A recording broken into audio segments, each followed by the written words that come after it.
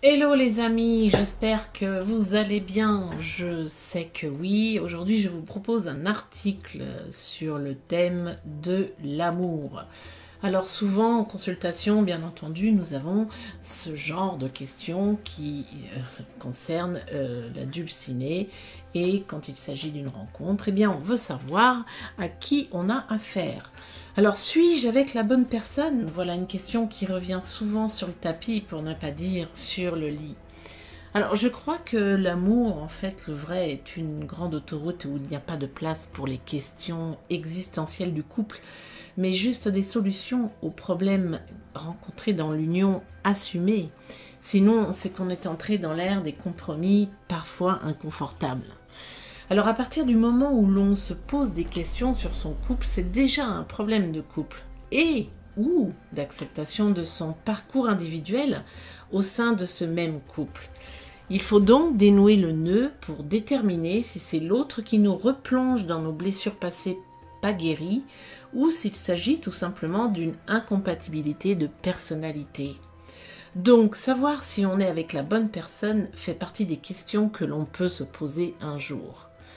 Dans le cas d'une rencontre, bien souvent les voiles sont mis sur la personnalité et la découverte, si on l'accepte, est presque un travail à la fois sur soi et de construction de ce futur couple.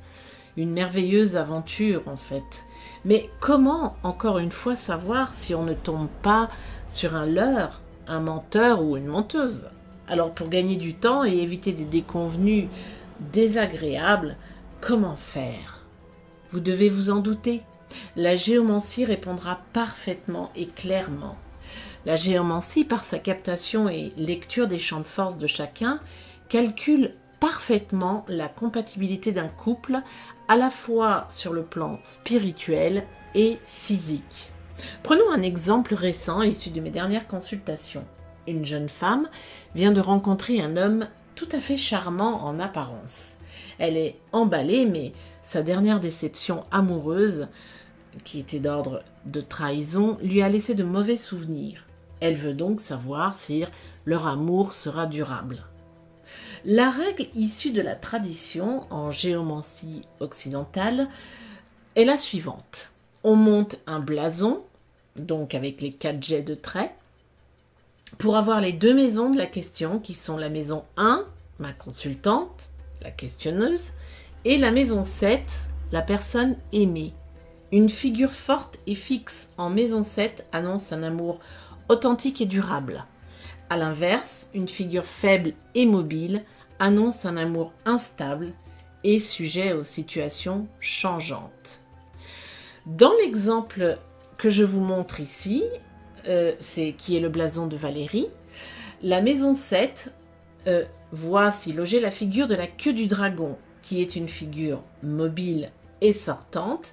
Elle indique donc un amour mal orienté, plutôt sournois, perfide, plein de mensonges et peut-être même des escroqueries. Entrer dans cette histoire comporterait d'énormes risques pour ma cliente. Voilà, j'espère que vous allez apprécier cet article et le partager pour peut-être aider un ou une amie qui est aujourd'hui dans le doute. Je vous souhaite à tous une très belle journée de solstice d'été 2021 et je vous embrasse tous très fort.